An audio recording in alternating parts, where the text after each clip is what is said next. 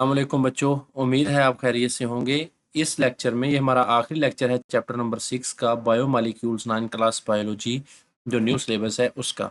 अच्छा बच्चे, इसमें हम एक्सरसाइज सॉल्व करेंगे और सबसे पहले हम शॉर्ट देखें, एमसीक्यूज देखेंगे, फिर शॉर्ट क्वेश्चंस और फिर लॉन्ग देखेंगे। बच्चे, अगर आपने चैनल सब्सक्राइब नहीं किया, चैनल सब्सक्राइब कीजिए काइंडली, और वीडियो को भी लाइक कीजिए और दोस्तों के साथ भी शेयर कीजिए। बहुत शुक्रिया। बच्चे, ज़्यादातर जो पोर्शन है वो आपको पता है कि पेपर का जो होता है वो चाहे एमसीक्यूज हो, शॉर्ट हो या लॉन्ग हो, वो यहीं से आता है, एक्सरसाइज से। तो अच्छे तरीके से समझिएगा और अपने कंसेप्ट हैं जो क्लियर कीजिएगा और वीडियो को आखिर तक देखिएगा। बहुत शुक्रिया। तो बच्चे, आपको इस तरह एमसीक्यूज आएगा, 4 ऑप्शन दिए गए होंगे, एक स्टेटमेंट होगी ऊपर। तो जो करेक्ट होगा वो या सबसे सूटेबल होगा वो आपने सेलेक्ट करना है, ठीक है, और उसको बबल शीट पर आपने फिल करना है। तो पहला है, what is the primary function. देखें बच्चे, स्टेटमेंट को समझना है, ज़रूरी नहीं कि जो नीचे एमसीक्यूज दिए गए हैं वो सारे ही इनकरेक्ट हों, ठीक है। ये सब करेक्ट हो सकते हैं एक स्टेटमेंट के लिहाज से, लेकिन उसने जो चीज़ पूछी है उसके उसके हिसाब से आपने देखना है कि क्या है, ठीक है। तो इसने पूछा है, what is the primary function of carbohydrates. Carbohydrates का प्राइमरी फंक्शन क्या है। प्राइमरी फंक्शन मतलब बुनियादी काम, ठीक है। काम तो और भी बड़े करते हैं, लेकिन जो बुनियादी काम है वो क्या है। तो जो बुनियादी काम है बच्चे, देखें, प्रोवाइड एनर्जी, तो सबसे बुनियादी काम इसका यही है।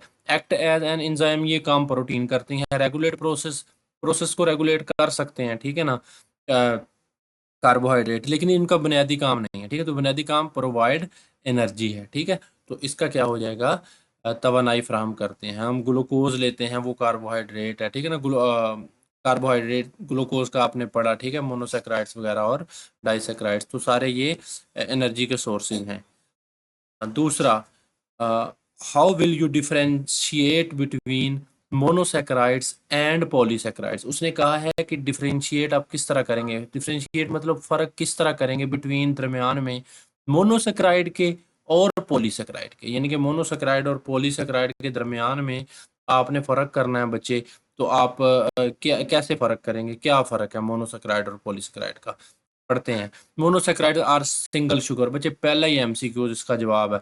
देखें, मोनो का मतलब क्या है, ठीक है, मोनो का मतलब होता है वन, ठीक है ना, एक। तो ये क्या हो गया फिर, इसका ए आंसर हो गया, ठीक है। Monosaccharides are single sugar. आगे, polysaccharides are sweet in taste, तो ये गलत है।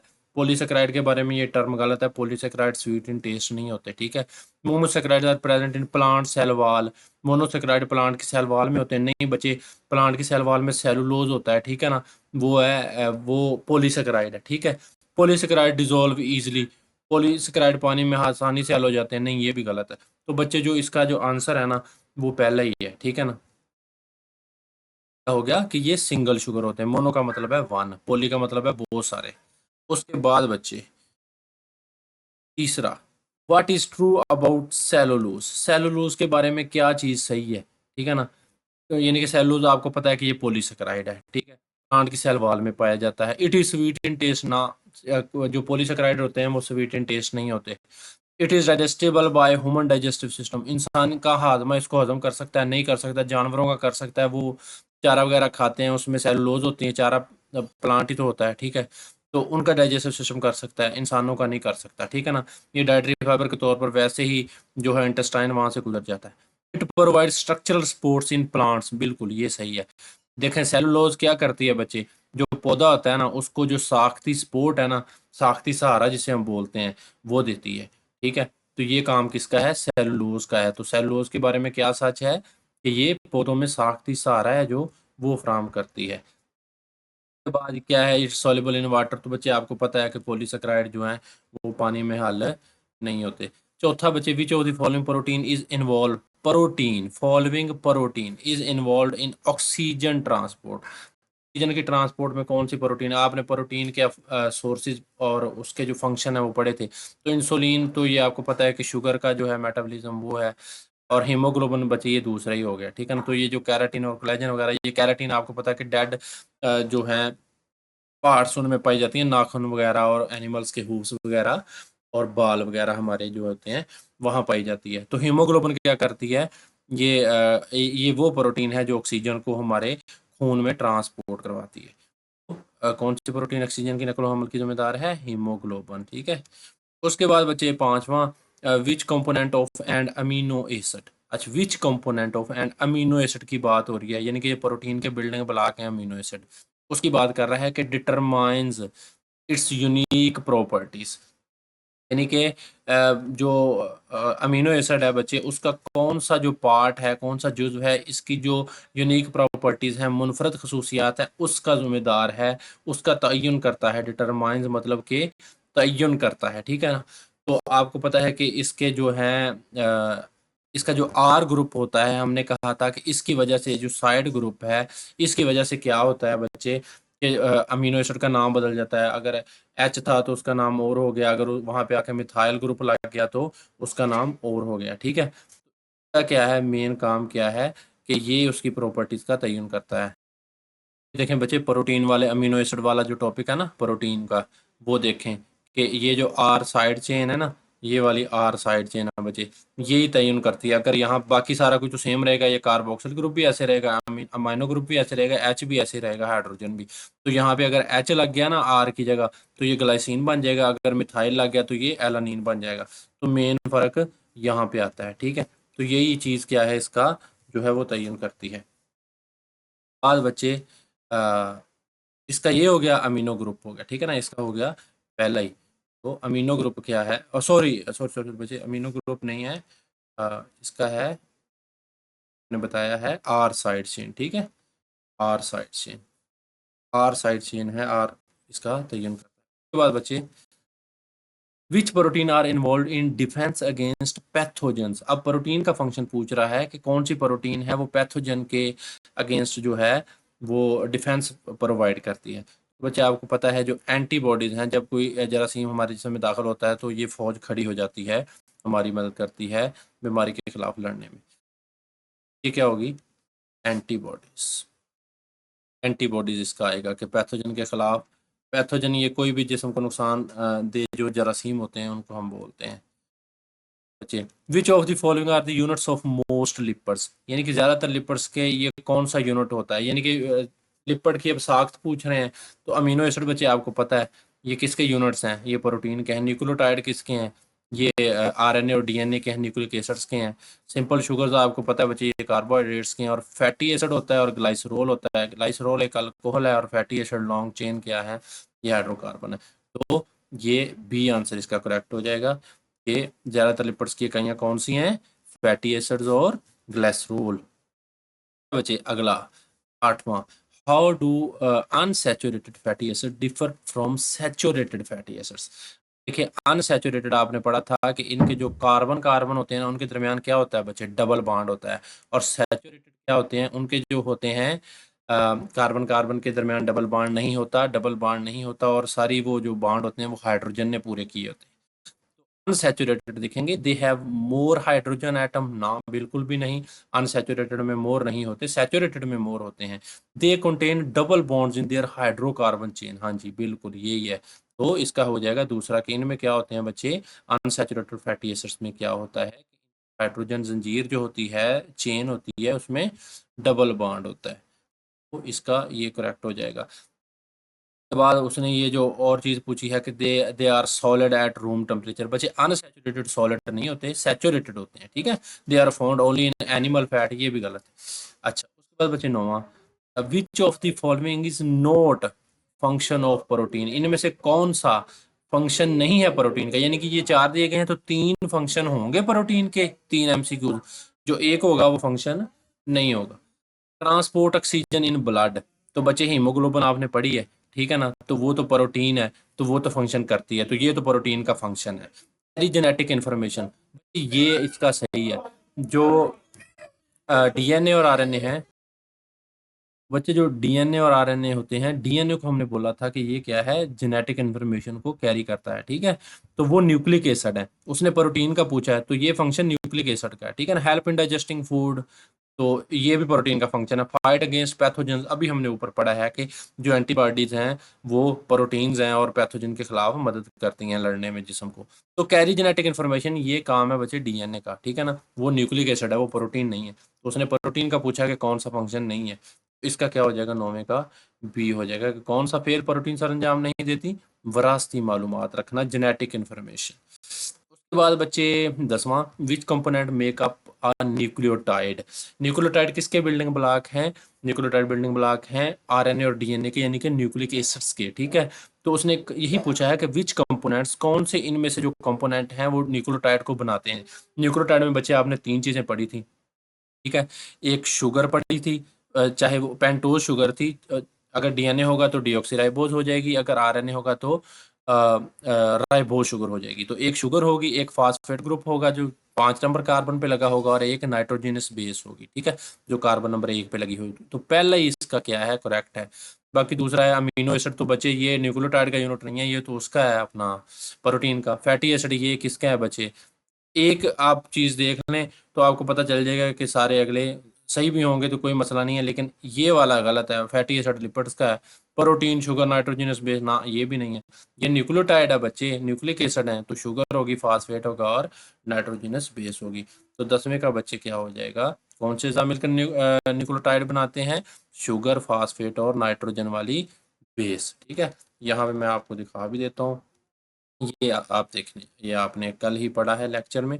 ये देखें, एक पेंटोज शुगर होगी, एक नाइट्रोजनस वाली बेस होगी, और एक क्या होगा, फास्फेट। आगे 11वां आखिरी MCQ, which nitrogenous base is found in RNA but not in DNA. इसमें से कौन सी नाइट्रोजनस बेस है बच्चे जो आरएनए में तो होती है लेकिन डीएनए में नहीं होती? तो डीएनए में आपने पढ़ा था कि एडेनिन है वो थायमीन के साथ बॉन्ड बनाती है, गवानीन है वो साइटोसिन के साथ बॉन्ड बनाती है। ठीक है ना, ATGC। ठीक है, तो अब देखें, ए डीएनए की है, थाइमिन भी डीएनए की है, तो गवानिन भी डीएनए की है, साइटोसिन यहाँ पे है ही नहीं है। तो यूरासिल है बच्चे, ये किस में होती है? ये आरएनए में होती है, डीएनए में नहीं होती। ठीक है, तो यानी कि थाइमिन की जगह ये डीएनए की हैं बच्चे नाइट्रोजनस बेसिस, और ये वाली AU और GC ये किसकी हैं? ये आरएनए की हैं। ठीक है, बस फर्क ये है कि जो थाइमीन है बच्चे, उसकी जगह यहाँ पे क्या आ गया है, यूरासिल आ गया है आरएनए में। तो यही फर्क है। तो आरएनए के बारे में क्या करेक्ट हो जाएगा? 11वां जो एमसीक्यू था, कौन से वाली नाइट्रोजनस बेस आरएनए में तो होती है लेकिन डीएनए में नहीं होती? तो आरएनए में बच्चे क्या होती है, यूरासिल होती है। बाद बच्चे हमारा ये एमसीक्यूज कंप्लीट हो गए। अच्छा, उसके बाद हमारे हैं शॉर्ट क्वेश्चन। तो सबसे पहला शॉर्ट क्वेश्चन देखते हैं। और क्वेश्चन नंबर 1 है बच्चे, what are the main functions of carbohydrates in the body. Carbohydrates के जो जिस्म में है वो बुनियादी काम क्या है, अहम काम कौन सा है कार्बोहाइड्रेट्स का? ठीक है, तो चलते हैं हम बुक में कार्बोहाइड्रेट वाले टॉपिक पे। बच्चे मैं यहाँ आ गया हूँ, जहाँ पे पॉलीसेकेराइड वाला एंड होता है ना, वहाँ पे sources and function of carbohydrates लिखे गए हैं। तो यहाँ पे फंक्शन लिखे गए हैं बच्चे, क्योंकि इसने आपसे शॉर्ट पूछा है। तो ये पेज नंबर 97 है इंग्लिश मीडियम वालों का। ठीक है, तो यहाँ पे आपने लिखने हैं, carbohydrates are the primary source of energy. ये इसका जो मेन फंक्शन है ना, ये अभी हमने एमसीक्यू में अभी अभी पढ़ा है। ठीक है, एक आपने ये लिख देना है, मिसाल दे देनी है, glucose is used by cells to produce energy through cellular respiration. एक ये दे देनी है एक आपने ये लिख देना है, कोई से दो लिख दीजिएगा अगर शॉर्ट में आएगा। तो dietary fibre contain undigestible carbohydrates like cellulose, it helps for the proper bowel movement. ठीक है, तो ये उर्दू वाले बच्चे लिख देंगे। ठीक है, कि कार्बोहाइड्रेट तवानाई का बुनियादी जरिया है, जैसे सेल्स हैं वो ग्लूकोज को इस्तेमाल करके, ग्लूकोज कार्बोहाइड्रेट है उसको इस्तेमाल करके क्या है, सेलुलर रेस्पिरेशन में तवानाई पैदा करते हैं। दूसरा ये लिख दीजिएगा। इनमें से आप कोई भी लिख सकते हैं, कोई से दो लिख दीजिएगा। वो आपसे पूछ भी सकता है कि अगर आपको कोई रिस्ट्रिक्शन नहीं ना दी उसने, कोई आप पे उसने लगाई नहीं है बाउंड्री के, आप दो इसके अफ़ाल बयान करें या 3 करें, तो जितने वो, अगर सिर्फ यही पूछा कि सिर्फ अफ़ाल बयान करें तो 2 लिख दीजिएगा, कोई अच्छे से तरीके से लिखिएगा। अगर 3 लिखेंगे तो बहुत ही अच्छी बात हो जाएगी। ठीक है, तो अगर कहेगा कि 2 लिखें या 3 लिखें तो फिर आप उस हिसाब से लिखिएगा। ये आपका शॉर्ट क्वेश्चन नंबर 1 हो जाएगा बच्चे। दूसरा शॉर्ट क्वेश्चन है, हाउ डू, कैसे, the 3 group of carbohydrates differ in taste. यानी कि जो 3 ग्रुप हैं कार्बोहाइड्रेट्स के, कौन कौन से, मोनोसेक्राइड्स, डाइसेक्राइड्स एंड पॉलीसेक्राइड्स, वो डिफर इन टेस्ट कैसे हैं, यानी कि वो जायके में किस तरह मुख्तलिफ हैं। तो कार्बोहाइड्रेट्स के 3 ग्रुप जायका में किस तरह एक दूसरे से मुख्तलिफ हैं। तो वहाँ चलते हैं बच्चे, देखते हैं किस तरह मुख्तलिफ हैं। ठीक है बच्चों, यहाँ पे मैं मोनोसेक्राइड्स पे आ गया हूँ। उसने 3 ग्रुप पूछे हैं, तो सबसे पहला ग्रुप है मोनोसेक्राइड। तो इसका जो जवाब है आपने इधर से लिखना है कि दे हैव स्वीट टेस्ट। इनका जायका क्या होता है? मीठा होता है। जैसे बच्चे ग्लूकोज है, ठीक है ना, उसका जायका मीठा होता है। तो ग्लूकोज एक मोनोसेक्राइड्स है। ये इंग्लिश मीडियम वाले बच्चे लिख देंगे। 95 पेज है आपका, ठीक है ना, यहाँ से आप देख सकते हैं।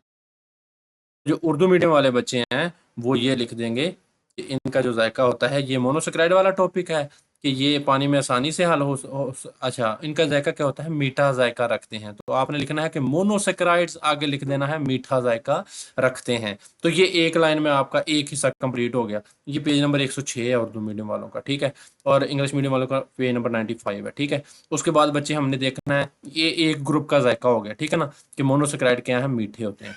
अब दूसरे का, डाइसेक्राइड्स का, ठीक है।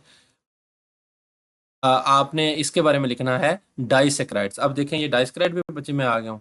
तो डाइसेक्राइड वाले टॉपिक में अब दूसरा ग्रुप उसने पूछा है कि डाइसेक्राइड का जायका कैसा है। तो आपने लिखना है दे आर डाइसेक्राइड्स आर। पहले लिखना है डाइसेक्राइड्स, फिर लिखना है are less sweet in taste, कि इनका जायका उनकी निस्बत क्या होता है?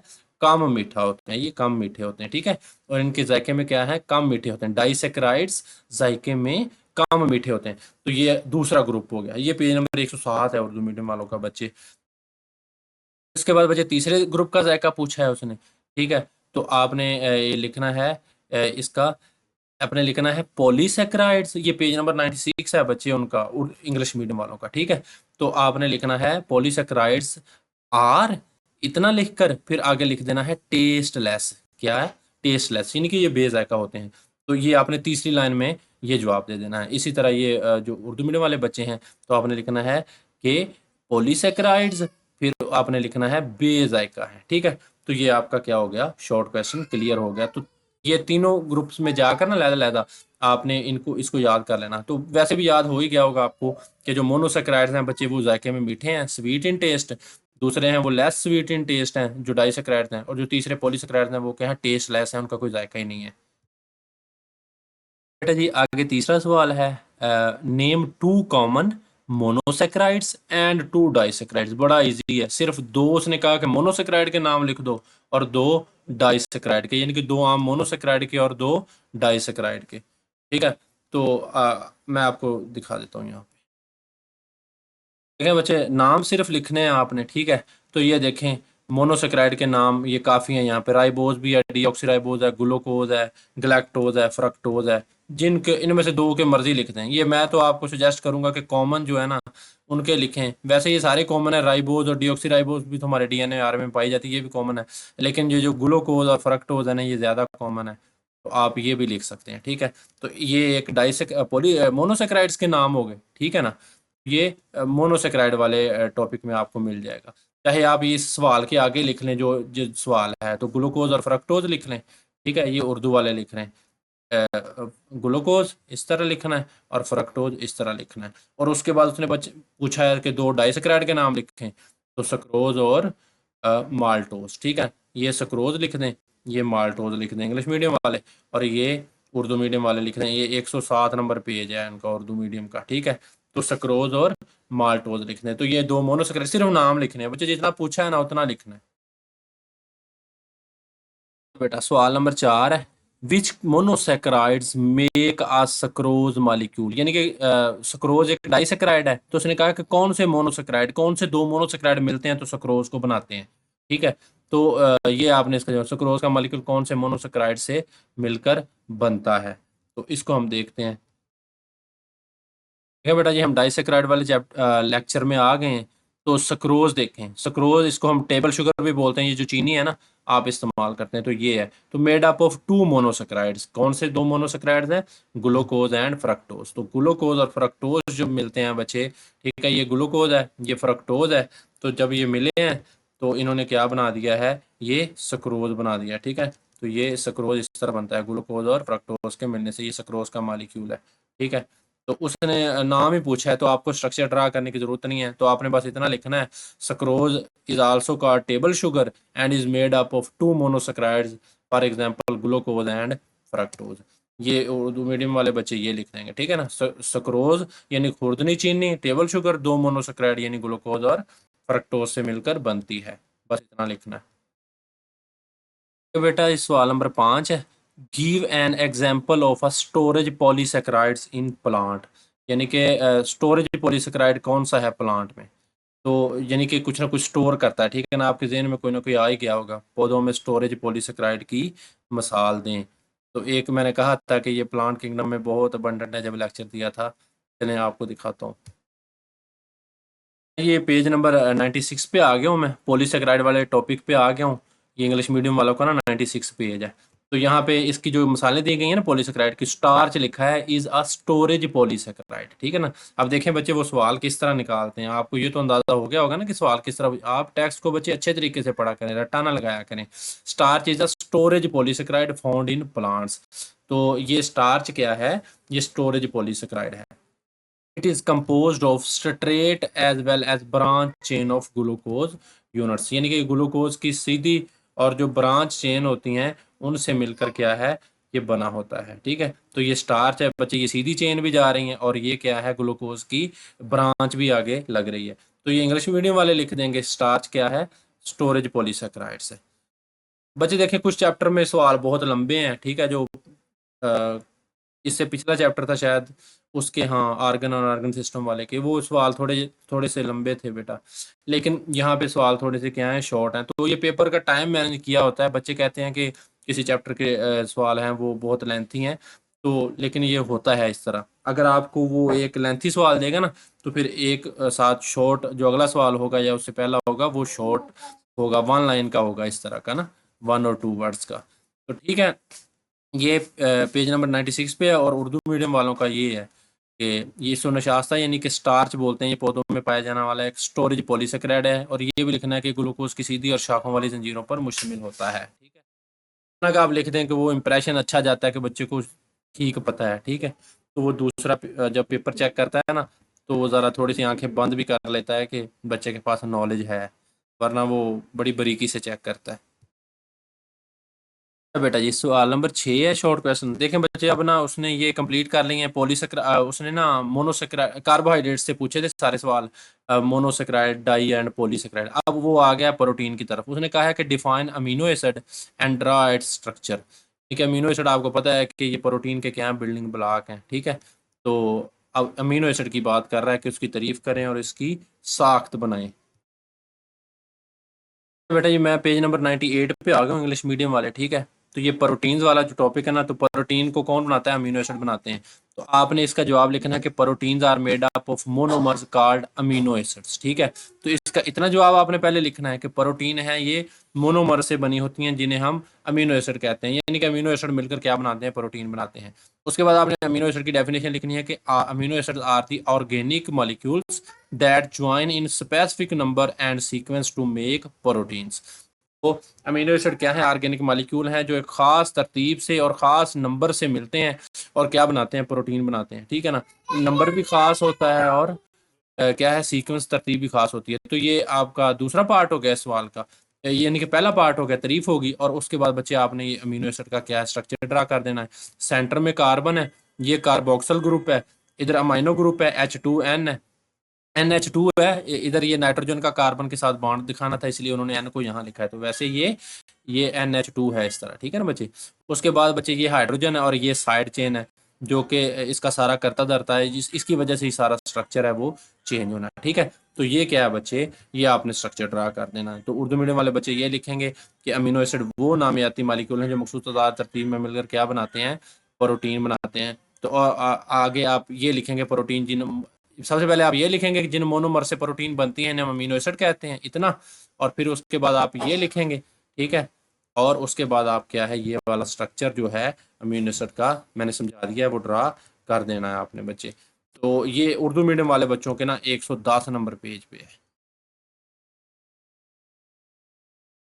आगे बच्चे शॉर्ट क्वेश्चन है, शॉर्ट क्वेश्चन नंबर 7 है आपका। What are the basic components of lipids. Lipids के बुनियादी जो अज्जा हैं वो कौन से हैं, कंपोनेंट मतलब अज्जा, हिस्से। ड्रा देयर स्ट्रक्चर, उनका स्ट्रक्चर ड्रा करें। तो आपको पता है कि लिपिड हैं बच्चे जो दो उसके कंपोनेंट हैं, एक फैटी एसिड है, तो एक क्या है, ग्लाइसरोल है। ग्लाइसरोल अल्कोहल है और फैटी एसिड एक लॉन्ग चेन हाइड्रोकार्बन है। तो लिपिड्स के बुनियादी अज्जा क्या हैं, इनकी साख्त बनाएं। चलते हैं लिपिड की तरफ। बच्चे यहाँ पे आएंगे, पेज नंबर 99 पे है ये टॉपिक आपका। तो आपको पता है कि जो लिपर्ड्स हैं उसके कौन से कंपोनेंट है, तो यहाँ उसने लिखा है, आपने यहाँ लिखना है लिपर्ड्स, दे की जगह लिपर्ड्स लिख देना ये वाला, ठीक है। तो आपने लिखना they are composed of glycerol and fatty acid, तो ये दो कंपोनेंट है। तो ग्लाइसरोल के बारे में बताना है कि ये अल्कोहल है, इसके 3 कार्बन होते हैं, 1 2 3, और हर कार्बन के साथ क्या होता है, एक हाइड्रोक्सल ग्रुप होता है, 1 2 3, ये 3 हाइड्रोक्सल ग्रुप होते हैं, ठीक है ना। तो ये ग्लाइसरोल हो गई है। उसके बाद बचे हैं फैटी एसिड। दूसरा कंपोनेंट क्या है, फैटी एसिड्स। दूसरा component fatty acid. Fatty acid आपको पता है कि या सैचुरेटेड होंगे या अनसैचुरेटेड होंगे, ठीक है। तो ये लॉन्ग हाइड्रोकार्बन चेन है, कार्बोक्सिल ग्रुप होता है इनका। तो इसकी दो इकसाम है, ठीक है। सैचुरेटेड फैटी एसिड है और अनसैचुरेटेड फैटी एसिड है, ठीक है। तो सैचुरेटेड होंगे तो उनके दरमियान क्या होगा, कोई भी कार्बन के दरमियान जो है वो बॉन्ड, डबल बॉन्ड नहीं होगा, सारे हाइड्रोजन नहीं, डबल बॉन्ड की जगह हाइड्रोजन ही होंगे सारे। तो ये तो वैसे भी कार्बोक्सिल ग्रुप है, COOH वाला, ठीक है ना। ये डबल बॉन्ड कार्बोक्सिल ग्रुप का है, कार्बन ये दूसरे का नहीं है, ठीक है ना। अच्छा, या फिर अनसैचुरेटेड होंगे कि इनके दरमियान क्या होगा, कार्बन कार्बन के दरमियान डबल बॉन्ड होगा इस तरह, ठीक है। तो आपने ये स्ट्रक्चर ड्रा करना है। ये कार्बोक्सिल ग्रुप है एंड पे, तो कार्बन कार्बन के दरमियान क्या है, यहाँ पे डबल बॉन्ड मौजूद है। उर्दू वाले ये लिखेंगे कि जो लिपिड्स हैं, जो हैं बच्चे, ग्लिसरॉल और फैटी एसिड पर मुश्तमिल होते हैं। तो ग्लिसरॉल एक अल्कोहल है, ठीक है ना।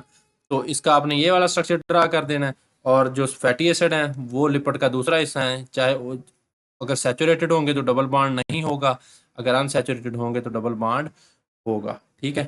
तो ये क्या है, लिपिड्स का हिस्सा है। दो कंपोनेंट ग्लाइसरॉल और फैटी एसिड आपने ड्रा करनी है। बच्चे 8वां सवाल है, what are the types of RNA. RNA की राइबोन्यूक्लिक एसिड की कौन कितनी टाइप्स हैं, राइट देयर फंक्शंस। आरएनए की 3 इकसाम है बच्चे, आपको पता है। और उनके क्या है, उसने कहा है कि अफ़आल लिखें। तो आपको पता है कि एक राइबोसोमल आरएनए है, ट्रांसफर आरएनए है और मैसेंजर आरएनए। तो ये आपने लिखना है देयर आर, जवाब में there are 3 types of RNA, ठीक है। तो ये मैं आरएनए वाले टॉपिक पे आ गया हूँ। ये इंग्लिश मीडियम का ना 103 सवा नंबर है बच्चे। तो 3 टाइप्स ऑफ आरएनए, सबसे पहले बच्चे मैसेंजर आरएनए है, mRNA। तो ये जेनेटिक इन्फॉर्मेशन को डीएनए से राइबोसोम तक लेकर जाता है, यानी कि मैसेंजर आरएनए डीएनए से ही बनता है, ठीक है ना। खास किस्म की प्रोटीन बनाने के लिए हिदायत मैसेंजर आरएनए की सूरत में लिखी होती हैं, और ये फिर मैसेंजर आरएनए ये हिदायत लेकर ना राइबोसोम के पास जाता है, जो कि प्रोटीन की फैक्ट्री है, उसको कहता है कि इस तरह की प्रोटीन बनानी है। ट्रांसफर आरएनए है बच्चे दूसरा। तो ट्रांसफर आरएनए आपने बताना है कि ये स्पेसिफिक अमाइनो एसिड है ना, उनको ट्रांसफर करता है टू दी राइबोसोम। राइबोसोम के पास इस हिदायत को मद्देनजर रखते हुए जो मैसेंजर आरएनए पे लिखी होती है ना, इसको क्या करता है, अमीनो एसिड को ट्रांसफर करता है। अमीनो एसिड तो आपको पता है कि प्रोटीन के बिल्डिंग ब्लॉक हैं, इन्होंने तो प्रोटीन जो है इनसे मिलकर बनती है। तो इंश्योर करता है, इस बात को यकीनी बनाता है कि correct sequence during protein synthesis, यानी कि जो प्रोटीन बनी है उसमें अमीनो एसिड का सीक्वेंस है वो करेक्ट है, अगर इनकरेक्ट हो गया तो वो डैमेज हो जाएगा। तीसरा जो बचे राइबोसोमल आरएनए है, ठीक है ना। तीसरी इकसाम आरएनए की कौन सी है, राइबोसोमल आरएनए, हम इसको शॉर्टली आरएनए भी बोलते हैं।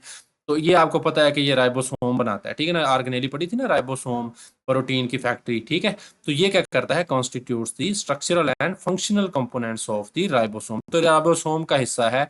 इस राइबोसोम क्या है, सेलुलर मशीनरी है प्रोटीन सिंथेसिस के लिए। और ये बच्चे उर्दू मीडियम वाले बच्चे लिखेंगे इस जवाब के, आरएनए की क्या है बच्चे, 3 इकसाम है। मैसेंजर आरएनए है, तो ये प्रोटीन की तैयारी के लिए विरासती मालूमात को डीएनए से राइबोसोम तक पहुंचाएगा।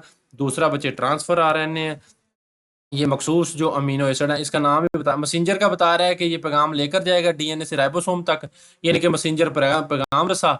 ट्रांसफर आरएनए ये बता रहा है कि ये किसी चीज को ट्रांसफर करेगा, किसको करेगा, अमीनो एसिड को करेगा ट्रांसफर, मखसूस अमीनो एसिड को राइबोसोम तरफ ट्रांसफर करेगा, मुंतकिल करेगा। इस तरह ये क्या है, प्रोटीन की तैयारी में अमीनो एसिड की सही तरतीब को यकीनी बनाएगा। उसके बाद बच्चे तीसरा है कि राइबोसोमल आरएनए क्या करता है, प्रोटीन की तैयारी की जो जिम्मेदार मशीनरी है जिसको हम राइबोसोम बोलते हैं, उसकी साख्त बनाता है और उसके स्ट्रक्चरल और फंक्शनल दोनों हिस्से बनाता है, ठीक है। तो ये इसका हो जाएगा। ये आखिरी शॉर्ट क्वेश्चन है, briefly describe the function of DNA. DNA का जो है वो फंक्शन आपने लिखना है, ठीक है ना, मुख्तसर लिखना है, ब्रीफली लिखना है, डीएनए क्या काम करता है। ये देखें, मैं ये टॉपिक पे आ गया हूँ डीएनए वाले, डीऑक्सीराइबोन्यूक्लिक एसिड वाले टॉपिक पे। ये ऊपर इसके दिया गया है ना, ये फंक्शन दिया गया है यहाँ पे, ठीक है ना। वाटसन क्रिक मॉडल है, उसके बाद इसका फंक्शन है फंक्शन ऑफ डीएनए। तो इसमें से आप जितना मर्जी लिख दें, ठीक है ना। DNA contains the hereditary information, यानी कि बुनियादी काम आप उसने बोला लिखना है और शॉर्टली लिखना है, तो इतना लंबा लिखने की जरूरत नहीं है। तो डीएनए कंटेन हेरिडिटरी इन्फॉर्मेशन, इसके पास क्या होती है बच्चे, वरासती मालूमात होती है। ये उर्दू मीडियम वाले बच्चे लिखेंगे कि इसके पास वरासती मालूमात होती है। उसके बाद this information is in the form of sequence of nucleotide, तो ये न्यूक्लियोटाइड की एक तरतीब की सूरत में होती है, ठीक है, ये मालूमात। बाद आप क्या लिखेंगे बच्चे कि उसके बाद आप लिखेंगे this sequence determines the order of amino acid during protein synthesis, ठीक है। और उसके बाद आप लिखेंगे during reproduction DNA is passed from one generation to the next generation, in this way DNA carries the hereditary information to the next generation. ये दरमियान वाला जीन वगैरह की डेफिनेशन है, ये आप रहने दीजिएगा, ठीक है। तो बस आपने डीएनए का मेन मकसद लिखना है कि हेरिडिटरी इन्फॉर्मेशन होती है, तो ये न्यूक्लियोटाइड की सूरत में होती है। तो ये जो सीक्वेंस है न्यूक्लियोटाइड का, वो अमीनो एसिड का जो सीक्वेंस है ना प्रोटीन का, ठीक है ना, उसको डिटरमाइन करता है, उसके तयन करता है। तो रिप्रोडक्शन के दौरान डीएनए एक नस्ल से दूसरी नस्ल में मुंतकिल होता है। तो इस तरह क्या है, डीएनए जो विरासती मालूमात हैं उनको एक नस्ल से दूसरी नस्ल में पहुंचाता है। ये आप लिख दीजिएगा, यहाँ तक ये प्रोटीन की तरतीब की तरीके जिम्मेदार है। उसके बाद क्या है, रिप्रोडक्शन के दौरान वाला आप लिख दीजिएगा, इसको मुख्तसर रखिएगा, ठीक है, जिसमें एक जो है आपका जो मकसद वाज़ह हो जाए कि डीएनए काम क्या करता है। उसके बाद बेटा जी शॉर्ट खत्म हो गए हमारे, लॉन्ग शुरू हो गए। Right answer in detail, detail में आंसर लिखना है। सबसे पहला है राइट अ कंप्रीहेंसिव, यानी कि एक आपने कंप्रीहेंसिव वजाहत के साथ लिखना है। नोट ऑन स्ट्रक्चर, साख्त पर, साख्तों पर, स्ट्रक्चर्स एंड रोल्स और अफआल पर ऑफ थ्री, तीन क्लासेस ऑफ कार्बोहाइड्रेट्स। कार्बोहाइड्रेट्स की तीन जो क्लासें हैं बच्चे, उसके जो हैं आपने तीन ग्रुप्स की साख्त और अफआल पर आपने क्या लिखना है, नोट लिखना है। अच्छा बच्चे, एक जो चीज़ है वो उर्दू मीडियम वालों के लिए है कि इन्होंने ना यहाँ पे सवाल नंबर जो 10 दिया हुआ है शॉर्ट क्वेश्चंस के तौर पर, ठीक है, इसको इंग्लिश मीडियम में नहीं दिया हुआ, ठीक है, इंग्लिश मीडियम की बुक पे मुझे ये नहीं मिला। तो उसने ये पूछा है कि मदरजा जाल के दरमियान फ़र्क बयान कीजिए, बायोकेमिस्ट्री और मॉलिक्यूलर बायोलॉजी में फ़र्क बयान कीजिए, डीएनए और आरएनए की साख्त में, डीएनए आरएनए की कीमियाई तरतीब में, मोनोसेकेराइड और डाइसेकेराइड में, ग्लाइकोजन और निशास्ता में, ग्लाइसिन और एलानिन में, सैचुरेटेड और अनसैचुरेटेड फैटी एसिड में, चर्बी और तेल में। तो ये मैं आपको साथ साथ बताता भी रहूँ बच्चे, आप लेक्चर्स हैं जो वहाँ से देख भी सकते हैं। मैं कोशिश करता हूँ यहाँ पे आपको बताता हूँ। बायोकेमिस्ट्री और मॉलिक्यूलर बायोलॉजी है बच्चे, ये शुरू में डेफिनेशन दी गई है बुक के बिल्कुल शुरू में ही कि बायोकेमिस्ट्री में हम क्या स्टडी करते हैं और मॉलिक्यूलर बायोलॉजी में क्या करते हैं। डीएनए और आरएनए की साख्त आपको पता है कि इसमें जो डीएनए होता है डीऑक्सी राइबोन्यूक्लिक एसिड है, इसमें जो है शुगर है वो डीऑक्सी राइबो शुगर है, ठीक है। और आरएनए में क्या है, राइबोज शुगर है। तो ये फर्क है डीएनए और आरएनए की। तो डीएनए जो है वो सिंगल स्टैंडर्ड है, आप उर्दू में लिखी जाए, ये एक क्या होता है, एक ही जंजीर। डीएनए बजे डबल स्टैंडर्ड है, ठीक है, दो जंजीरों पर मुश्तमिल होता है न्यूक्लियोटाइड की। आरएनए क्या है, ये सिंगल स्टैंडर्ड है, एक जंजीर पर मुश्तमिल होता है। डीएनए आरएनए की कीमियाई तरतीब बताई गई है, बतानी है बच्चे। तो डीएनए में जो होती हैं बच्चे, वो जो चार शुगर होती हैं आपने वो बतानी है। इसमें एडेनिन है, थाइमीन है, गवानीन है और साइटोसिन है। तो आरएनए में जो आपने शुगर बतानी है बच्चे वो हैं एडेनिन है, यूरासिल है, थाइमीन की बजाय यूरासिल है, ठीक है ना, गवानीन है और साइटोसिन है, ठीक है। तो मोनोसेकेराइड और डाइसेकेराइड में क्या फ़र्क है, तो बच्चे उर्दू मीडियम वाले कर रहे हैं तो इंग्लिश वाले भी कर लें, ठीक है ना। तो सवाल तो ये पूछा ही जा सकता है ना, सिलेबस का पार्ट है, मोनोसेकेराइड और डाइसेकेराइड में क्या फ़र्क है। तो मोनोसेकेराइड है वो सिंगल शुगर यूनिट्स होते हैं, डाइसेकेराइड हैं दो मोनोसेकेराइड से मिलकर बनते हैं। अभी हम पढ़कर भी आए हैं इनके बारे में, पिछले जो शॉर्ट क्वेश्चन थे ये इसने ऐसे रिपीट किए हैं, उनमें हमने क्लियर तो कर लिए हैं। ग्लाइकोजन और निशास्ता ये क्या है, ठीक है ना। तो ग्लाइकोजन आपको पता है कि ये एनिमल स्टार्च इसको हम बोलते हैं, निशास्ता आपको पता है कि इसको स्टार्च बोलते हैं, ये पौधों का स्टोरेज पॉलीसेकेराइड है, अभी आप इसके बारे में पढ़ कर आए हैं। और ग्लाइकोजन क्या है, ये इंसानों का, इसको हम एनिमल स्टार्च बोलते हैं, ठीक है। इसको मैं आपको दिखाता हूँ ये कहाँ लिखा हुआ है। देखिए बच्चे, ये सवाल आपके पेज नंबर 108 से लिया गया उर्दू मीडियम वालों का। तो ये निशास्ता, इसको हम स्टार्च भी बोलते हैं। तो पौधों में पाए जाने वाला स्टोरेज पॉलीसेकेराइड है, ग्लूकोज की इकाइयों पर मुश्तमिल है। तो जो ग्लाइकोजन है बच्चे, ये जानवरों का निशास्ता, ये हमारे जिस्म में मौजूद होता है, पौधों में मौजूद नहीं होता। ये जिगर और मसल में ज़ख़ीरा होता है, ठीक है ना। ग्लूकोज़ की ये बहुत शाखों वाली ज़ंजीरों पर मुश्तमिल होता है और तवानाई की ज़रूरत पड़ने पर दिया जाता है। तो ये है उसका जवाब निशास्ता और ग्लाइकोजन का। ये बच्चे उसने पूछा है कि ग्लाइसिन और एलानिन में क्या फ़र्क है? तो अमीनो एसिड का स्ट्रक्चर आपने पढ़ा है, ठीक है ना। आपको पता होगा कि जो अमीनो एसिड हैं बच्चे, उनमें जो है साइड चेन है ना, जो अमीनो एसिड की, ये देखें बच्चे, अमीनो एसिड की जो साइड चेन है ना, आर चेन जिसे हम बोलते हैं, इसमें अगर यहाँ पे एच आकर लग जाए तो ये ग्लाइसिन बन जाएगा, ठीक है। तो ये फ़र्क है। और एलानिन में अगर यहाँ पे आकर मिथाइल लग जाए तो ये क्या बन जाएगा? एलानिन बन जाएगा, ठीक है। तो ये इंग्लिश मीडियम वाले बच्चे भी देख सकते हैं यहाँ पे ग्लाइसिन, ये बच्चे आगे हम अभी थोड़ी देर पहले डिस्कस करके गए हैं, ग्लाइसिन और एलानिन सारी चीज़ें। बच्चे वही सवाल हैं बार बार घुमाए हुए हैं। अब देखें, अब सैचुरेटेड और अनसैचुरेटेड फैटी एसिड क्या होते हैं। तो सैचुरेटेड फैटी एसिड वो होते हैं बच्चे जिनमें जो तमाम कार्बन है उन्होंने हाइड्रोजन के साथ बॉन्ड बनाया होता है। तो इनमें कार्बन कार्बन के दरमियान कोई डबल बॉन्ड नहीं होता, ठीक है ना। अभी फैटी एसिड का हमने जो लिपिड का वो स्ट्रक्चर पढ़ा है, ग्लाइसरोल और फैटी एसिड्स। तो सैचुरेटेड और अनसैचुरेटेड फैटी एसिड हमने पढ़े हैं। और जो अनसैचुरेटेड फैटी एसिड होते हैं बच्चे, वैसे ये सवाल बड़ा इंपॉर्टेंट है, मैंने आपको बताया भी, ये सारे जो उर्दू मीडियम वाले हैं ना, ये वाले सवाल ये बड़े इंपॉर्टेंट हैं बच्चे, ये बोर्ड में बार बार आए हुए हैं। अनसैचुरेटेड फैटी एसिड वो होते हैं जिनमें दो कार्बन कार्बन के दरमियान क्या होते हैं? डबल बॉन्ड मौजूद होते हैं, ठीक है। आगे चर्बी और तेल है, यानी कि फैट और ऑयल है। तो चर्बी आपको पता है बच्चे, ये रूम टेम्परेचर पर क्या होती है? ये ठोस होती है, ठीक है। और ये क्या होती है? सैचुरेटेड होती है, ठीक है। तो दो फर्क लिखने हैं। तो तेल जो होते हैं बच्चे, ये क्या होते हैं? रूम टेम्परेचर पर क्या होते हैं? ये माया होते हैं, लिक्विड होते हैं। और ये अनसैचुरेटेड फैटी एसिड पर मुश्तमिल होते हैं। बस इतना इनका फ़र्क था। आगे बच्चे आते हैं तफसीली सवाल, वही हम जो शुरू किए थे, कार्बोहाइड्रेट के 3 ग्रुप्स की आपने साख्त लिखनी है। तीनों ग्रुप मोनोसेकेराइड, डाइसेकेराइड और पॉलीसेकेराइड की, और उनके अफ़आल पर एक जामे नोट लिखना है। इतना बड़ा बच्चे लॉन्ग क्वेश्चन आता तो नहीं है, इसका कुछ ना कुछ आपसे पार्ट्स पूछा जाएगा, लेकिन यहाँ पे उसका इतना बड़ा सवाल पूछने का मतलब, उसका मकसद ये है कि बच्चे इसको अच्छे तरीके से तीनों पार्ट्स को याद करें, ठीक है। बच्चे यहाँ से आप लिखना शुरू करेंगे, there are 3 classes of carbohydrates. इसकी 3 क्लासेज हैं, मोनोसेकेराइड, डाइसेकेराइड और पॉलीसेकेराइड। उसने कहा तीनों का स्ट्रक्चर भी बयान करना है और तीनों की क्या है? अफ़ाल भी बयान करने हैं। तो सबसे पहले बच्चे जब आप मोनोसेकेराइड पर आएंगे, इस तरह ये उर्दू मीडियम वाले बच्चे लिखेंगे कि इसकी 3 इकसाम है, मोनोसेकेराइड, डाई और पॉली। तो यहाँ पे मोनोसेकेराइड लिखेंगे कि ये सिंगल शुगर मालिक्यूल होते हैं, ठीक है। तो अगर ये सारे लॉन्ग आ भी जाए ना इस तरह, तो फिर आपने सिर्फ एक दो दो मिसालें दे देनी है, ठीक है। तो ये मोनोसेकेराइड, मोनो का मतलब होता है वन, ये सिंपल शुगर होते हैं, इन स्वीट, इनका जो टेस्ट होता है वो स्वीट होता है, ठीक है। तो ये राइबोज और डीऑक्सीराइबोज की मिसाल दे देनी है। पेंटोज के बारे में स्ट्रक्चर बड़ी तफसील से हमने पढ़ा है बच्चे, तो ये स्ट्रक्चर आपने ड्रा कर देना। सिर्फ यहाँ पे कार्बन नंबर 2 पे फर्क है, ठीक है ना। इधर एक ऑक्सीजन गायब है, इधर ये ऑक्सीजन मौजूद है, यहाँ पे ऑक्सीजन गायब है, ठीक है ना। हाइड्रोक्सल के साथ ओ नहीं लगा हुआ। अच्छा, तो ये ग्लूकोज है बच्चे और ये फ्रक्टोज है। तो ग्लूकोज और गैलेक्टोज है, इसके स्ट्रक्चर में कार्बन नंबर 4 पे फर्क है बच्चे। ये चीज़ें ना लेक्चर्स में बड़ी डिटेल के साथ पढ़ी हैं हमने, ठीक है। इनका स्ट्रक्चर भी बिल्कुल बच्चे सेम ही है, बस ये हाइड्रोजन का जो और हाइड्रोक्सल ग्रुप है यहाँ इनका ऊपर आ गया है, इधर हाइड्रोजन ये ऊपर आ गया, बाकी इधर ये नीचे चला गया, इधर ये ऊपर चला गया, ठीक है। तो ये मोनोसेकेराइड के बारे में आप लिख दीजिएगा। तो ये उर्दू मीडियम वाले बच्चों के लिए हो जाएगा कि राइबोज और डीऑक्सी।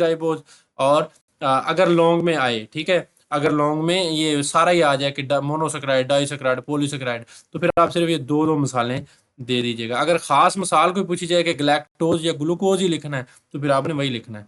तो उसके बाद बच्चे ये डाइसेकेराइड की आपने मिसाल दे देनी है।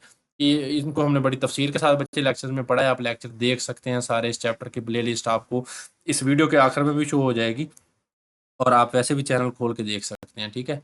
तो ये सुक्रोज और माल्टोज है, ग्लूकोज और फ्रक्टोज जब मिलते हैं तो दो मोनोसेकेराइड मिले तो क्या बन गया? डाइसेकेराइड। तो आपने इनकी इतनी इतनी डेफिनेशन लिखनी है। टू मोनोसेकेराइड मिले तो क्या बन गया? डाइसेकेराइड। अब देखें बच्चे आप अ, हाँ बस ठीक हो गया, ये इतना इतना आपने इनके बारे में लिखना है। उसके बाद बच्चे ये उर्दू मीडियम वाले बच्चे लिख देंगे डाइसेकेराइड, सक्रोज और माल्टोज के बारे में। उसके बाद पॉलीसेकेराइड की बात होगी तो ये लार्ज मालिक्यूल हैं, बड़े ही, जो जब मोनोसेकेराइड यूनिट मिलते हैं तो तब ये बनते हैं, ठीक है। तो ये सबसे ज़्यादा दुनिया में जो हैं वो पाए जाते हैं फितरत में। तो इसकी मिसालें आपने लिखनी है, स्टार्च, ग्लाइकोजन, सेलुलोज, कोई दो दो तीन तीन मिसालें लिख दीजिएगा। तो ये वाला स्ट्रक्चर ड्रा करना आपके लिए आसान ही होगा। ये स्टार्च का, ये ग्लाइकोजन का, ये सीधी जो चेन है ये सेलुलोज की है। तो ये आप इस तरह, ये उर्दू मीडियम वाले बच्चे ये लिख दीजिएगा। तो ये सारे आ जाएं तो फिर आपने दो दो चीज़ों को हिट कीजिएगा, आपका लॉन्ग कंप्लीट हो जाएगा। लेकिन अगर आप ज़्यादा करेंगे तो फिर भी वो आपका फ़ायदा ही है। इसके अलावा बच्चे, अगर आप इसको देखें तो अगर आपको मिसाल के तौर पर ये पूछे कि अकेला पॉलीसेकेराइड पे नोट लिखें तो बच्चे फिर आप ये सारी चीज़ें लिखेंगे, ठीक है ना। ये चीज़ आपने नोट करनी है, ये आपने ज़हन में रखनी है। उसके बाद बच्चे उसने क्या पूछा है, फंक्शन पूछे हैं, ठीक है। तो उसने आपने यहाँ पे उसने तीनों क्लासेस के फंक्शन यहाँ पे बच्चे लिखे हुए हैं। ये देखें, ये ग्लूकोज मोनोसेकेराइड है, उसका फंक्शन लिखा हुआ है, ठीक है। उसके बाद बच्चे डाइटरी फार्माकोकाइनेटिक्स, अब देखें ये पॉलीसेकेराइड है सेलुलोज, इसका फंक्शन लिखा हुआ है। ये पेंटोज और जो है ये पेंटोज शुगर है, राइबोज और डीऑक्सीराइबोज, ये उनका फंक्शन लिखा है, ये मोनोसेकेराइड है, ठीक है। तो ये सारे फंक्शन क्या हैं, ये पॉलीसेकेराइड के ये लिखे हुए हैं, ठीक है। तो ये आपने अफ़ाल लिख देने। उसने स्ट्रक्चर भी पूछा है बच्चे और अफ़ाल भी पूछे हैं, तो फिर आप ये सारा लिखेंगे।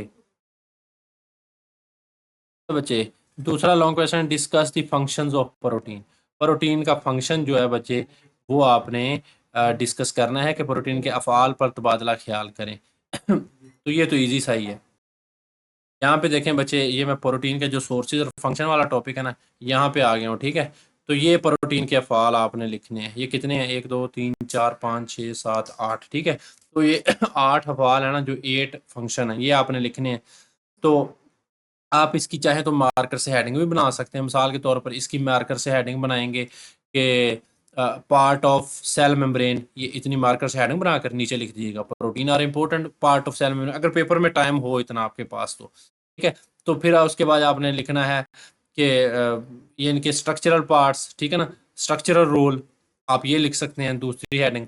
अगर ना भी लिखे तो आप ऐसे भी लिख दें तो कोई मसला नहीं है, ठीक है ना। इंजाइम्स एक्ट एज इंजाइम्स, तो तीसरा आप ये लिख दीजिएगा मार्कर के साथ, ठीक है।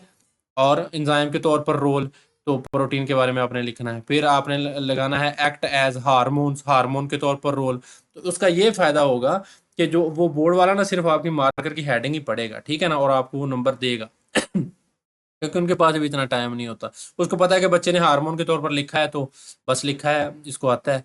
आगे उसने blood transport, oxygen transport in blood, ठीक है ना।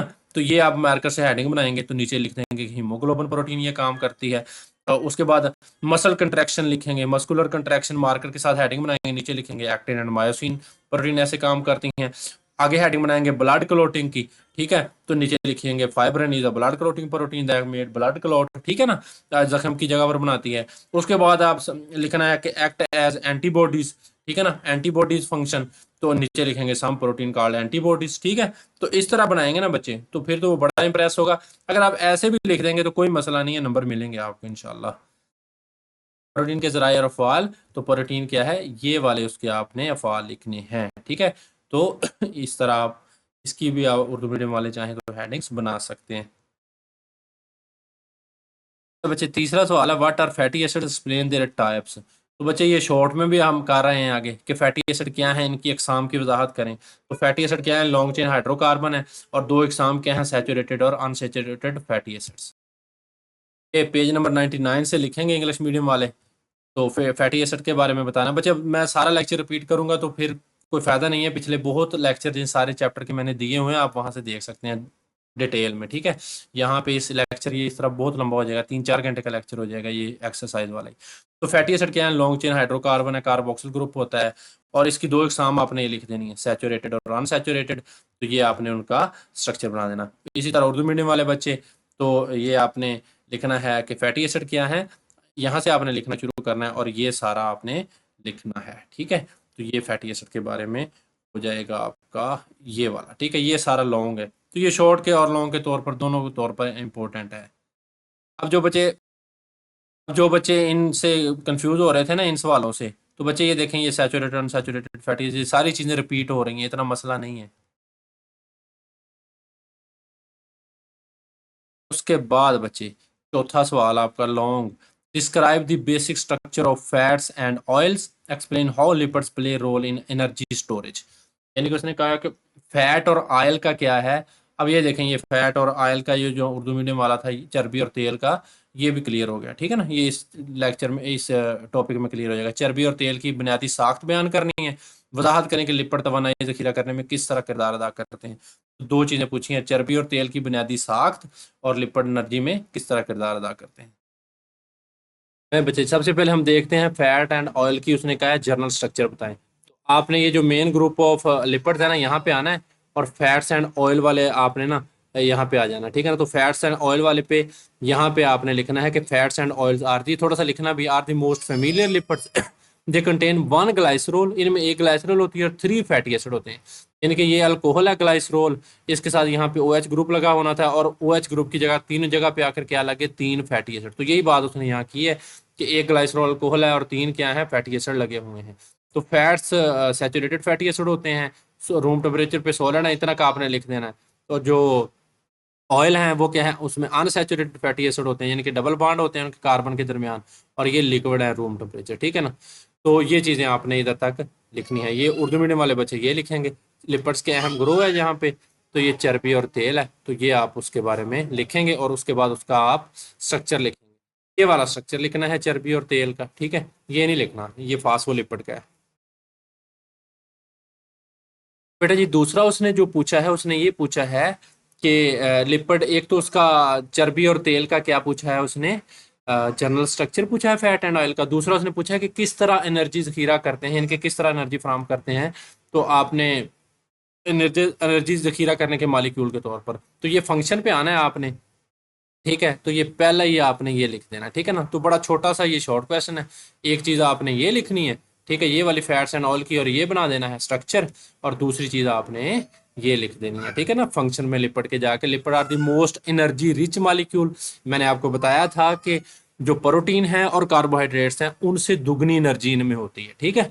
तो they serve as long term energy reserves, यानी कि एनर्जी के जखीरा के तौर पर, मालिक्यूल के तौर पर काम करते हैं, in form of fats in adipose tissue. तो ये स्टोरेज मालिक्यूल हैं। कहाँ पे एनर्जी जखीरा करते हैं, हमारे जो एडिपोज टिश्यू होते हैं बच्चे, वो क्या है, फैट को जखीरा करते हैं, लिपिड्स को जखीरा।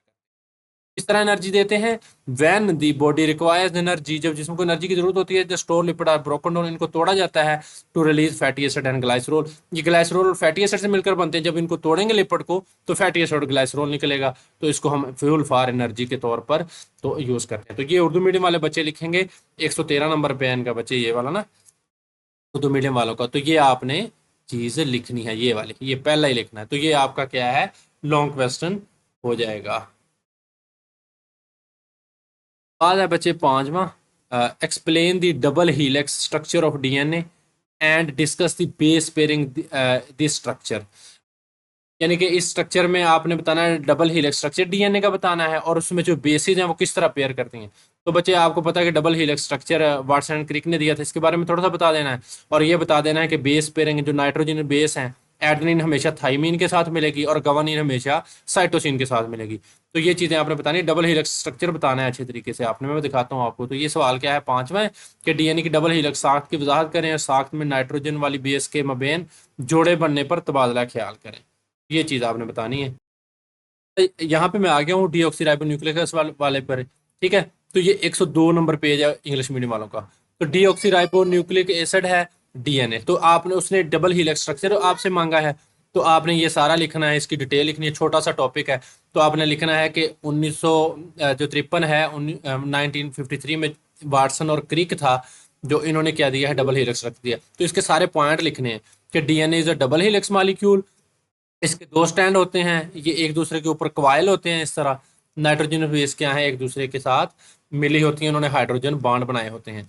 उसके बाद बच्चे क्या है, बेस पेयर रूल यहाँ से शुरू होता है। तो आपने बताना है कि the pairing of nitrogen base is specific. Adenine है एक स्टैंड की, वो दूसरे की थाइमीन के साथ, यानी कि ए टी, ठीक है, ए मिलेगी टी के साथ, ठीक है।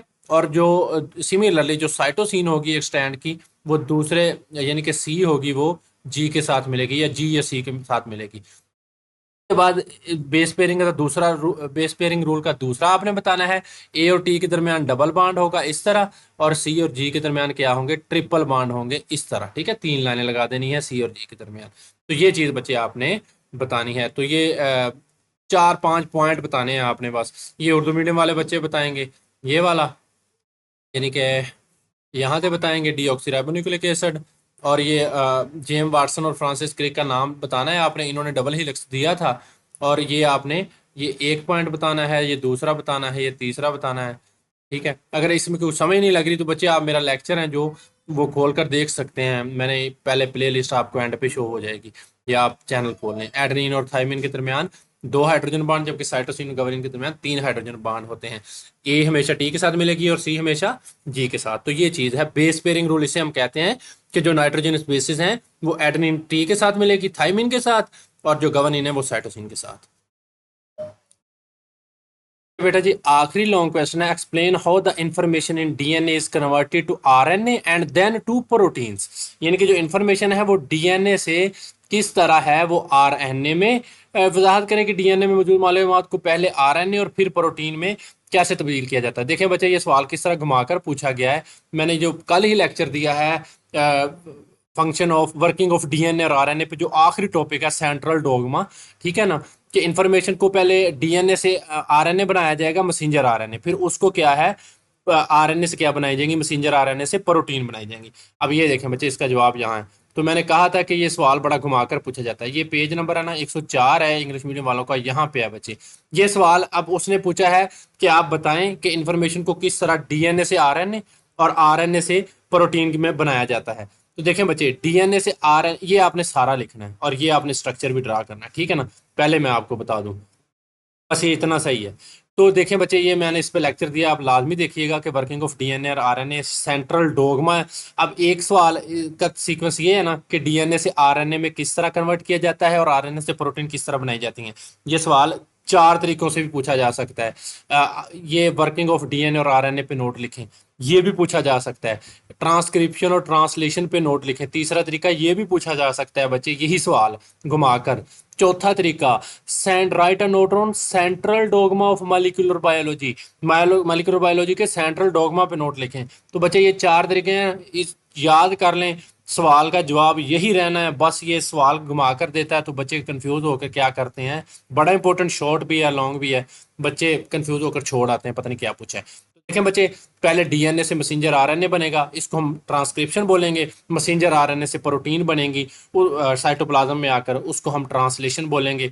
इस पे मैंने बड़ा डिटेल से लेक्चर दिया है, कोई 10 मिनट का लेक्चर होगा बच्चे, आप उसको गौर से सुनिएगा तो आपको इंटरेस्टिंग लेक्चर है और आपको कंसेप्ट भी सेंट्रल डोगमा का क्लियर हो जाएगा, ठीक है। तो ये डीएनए और आरएनए के काम करने का तरीका ही दरअसल क्या है, उस सवाल का जवाब है कि किस तरह जो डीएनए से आरएनए में मालूमात को बदला जाता है मैसेंजर यानी कि आरएनए में, उसको हम ट्रांसक्रिप्शन बोलते हैं, और फिर आरएनए से क्या है प्रोटीन बनाई जाती है, उसको हम ट्रांसलेशन बोलते हैं। तो यही उस सवाल का जवाब है।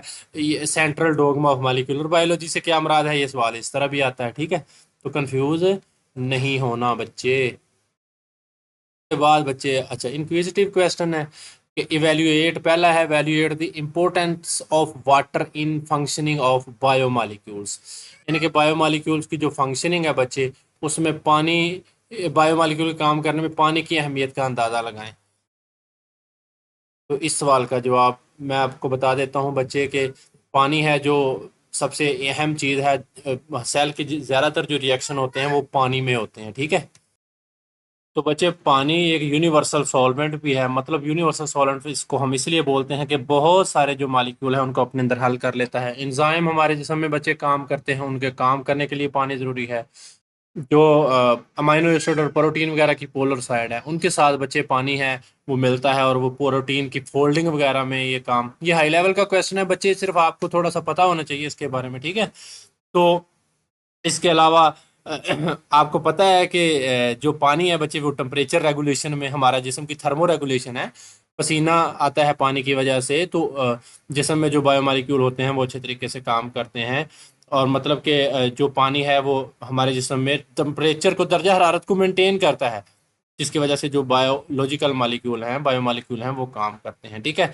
पानी लुब्रिकेंट के तौर पर काम करता है, ठीक है। और इसके अलावा बच्चे इसके बेशुमार फंक्शन है, ठीक है ना। ये एक फंक्शन तक आप रिस्ट्रिक्ट नहीं हो सकते, तो इसके बेशुमार फंक्शन। ये जो दूसरा सवाल है ये आप रहने दीजिए, इसमें बड़ी लॉन्ग कैलकुलेशन करनी पड़ेगी। उसने ये बोला है कि जो कार्बोहाइड्रेट्स की परसेंटेज बतानी है, प्रोटीन की और फैट्स की बतानी है, और पानी की बतानी है इनमें। यानी कि एक 40 ग्राम की रोटी है तो उसमें कितना कार्बोहाइड्रेट होगा, कितनी प्रोटीन होगी, कितना फैट। तो बच्चे ये हर एक की परसेंटेज अलग से निकालनी पड़ेगी, ठीक है ना। कार्बोहाइड्रेट रोटी में सबसे ज़्यादा होता है तो 40 ग्राम में कितना होगा, तो इस तरह ये हर एक की अलग से। अब देखें ये बर्गर है, इसका बताया नहीं गया आगे परसेंटेज, कुकम्बर का भी बताया नहीं गया। तो ये सवाल में भी फॉल्ट है कुछ ना कुछ, और ये कैलकुलेशन भी बड़ी हाई लेवल की करनी पड़ेगी। तो इस वक्त तो मुझे ये नहीं लगता कि आपके सिलेबस का ये किसी भी तरीके से पार्ट बनता है, ठीक है। तो अगर इसके जो दी गए हुए थे पैरामीटर तो फिर अच्छा था।